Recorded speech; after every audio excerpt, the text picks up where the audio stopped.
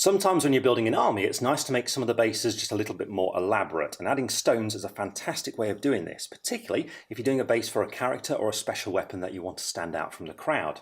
So today we're going to show you an example of doing that by building a Stormcast Liberator on a bit of a more elaborate base using stones. And where you can see I've already built my Liberator's legs here, and I've also got some stones just here. Now these are slate, and slate is perfect for this kind of thing because it's very flat. I've also got some hobby tools which I'll be needing throughout the course of this, and some super glue to stick it all together, because I'm also going to be adding some skulls to the base too, which you can see from this bits pack just here.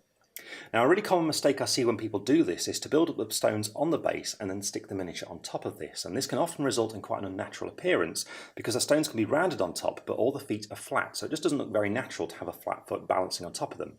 So a way to get around this instead is to actually stick the stones to the miniature first of all. So what I intend to do is start with this large rock here, and what I'm going to do is use super glue to stick the foot to a flat part on it. You can see I've got lots of flat bits on it. What I'm going to do is stick it down just there like that to get it started. The super glue is now completely dry and we're ready to attach a stone to the other foot. Now this time I picked a smaller one because what I'm looking for is if I hold it just so those stones are horizontal there like that, you can see the model's now moving upwards like he's stepping up onto higher ground.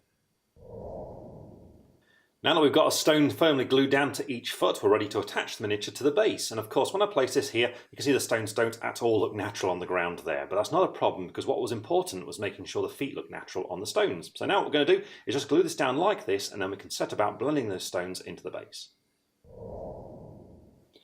And here we have the rocks firmly glued down onto the base, and we're ready to blend them into the actual base itself. Now you can see I've got a big splodge of super glue down next to that larger rock because what I'm going to do is start attaching smaller stones and skulls and things just to help hide it there like this, using my tweezers here just to jockey them into position there like that. So all we need to do now is carry on applying things like this. I've finished filling in all the larger gaps in the base with those stones around there, and it's also allowed me to build the rest of the Liberator as a Liberator Prime, and you can see that elevation on the base has allowed me to build a really cool pose as this warrior signals for all his soldiers to advance. Now remember, when you go on painting your miniature, be sure to undercoat it as always, but when you add texture paint to the base you can fill in any small remaining gaps. But as you can see, this looks really cool and it's really fun to do as well, so I hope you guys have enjoyed this video and that you have fun making your own scenic bases. We'll see you again soon.